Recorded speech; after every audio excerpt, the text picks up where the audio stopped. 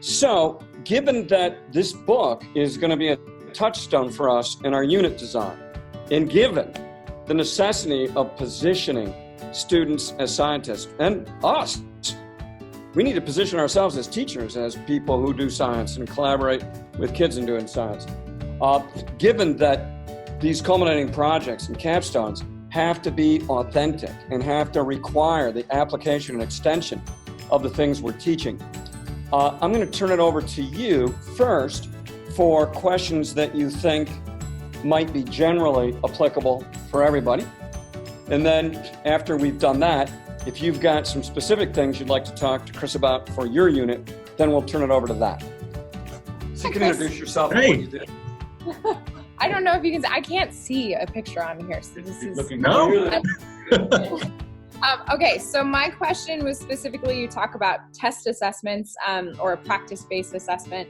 Yes. And since we're doing inquiry units, a lot of, for me at least personally, mine is a personal action plan, so it's a product as kind of their assessment. I just wanted to know what your thoughts were about problem or project-based or portfolio assessments.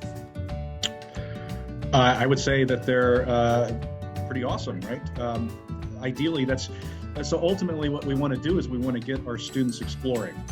We want them to get into the mindset of actually being the scientist, coming up with questions, coming up with methods of testing those questions, of investigating, using all of the various practices and reasoning, all weaved together rather than just in little bitty bits and chunks.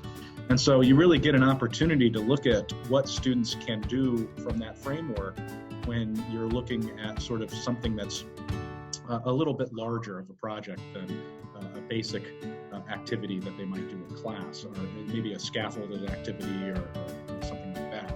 So it's really in those explorations that I think it's a great opportunity to assess practice and thinking. So I would ask, how do you go about doing that assessment? Yeah, so I found that having them do some really application-based work that's, they for my project, they're having to write an action plan that includes how they're going to go ahead and change their own personal actions to affect their skeletal and muscular systems. And they'll have to include anatomical and physiological concepts within that. And so I was just wondering if you felt like that was, an appropriate assessment of science practices and kind of what you were talking about in creating scientists. Well, yeah, I guess it depends on the actual, the sort of specifics on how you're going about doing that assessment. So what exactly are you looking for? So it's a matter of outlining the sorts of abilities that you want to see from the students, putting together those abilities in some sort of rubric, and maybe breaking it down into sub-abilities, getting that together before, of course, they do the project. It's always best to have that rubric that they can use as their guideline, and then go through and assess them in that way, and it works out really well. It also gives you the opportunity to be reflective about your own assessments, right? Because often what happens is you have that very first time you go through a project like that, you have your assessment developed. And I know this from work that we're doing right now in my research group. You get back a very different set of results than you thought you would get. The students do surprising things. When you give them freedom, they do surprising things. Some very, very good, and some not at all what you expected. And sometimes that's good too.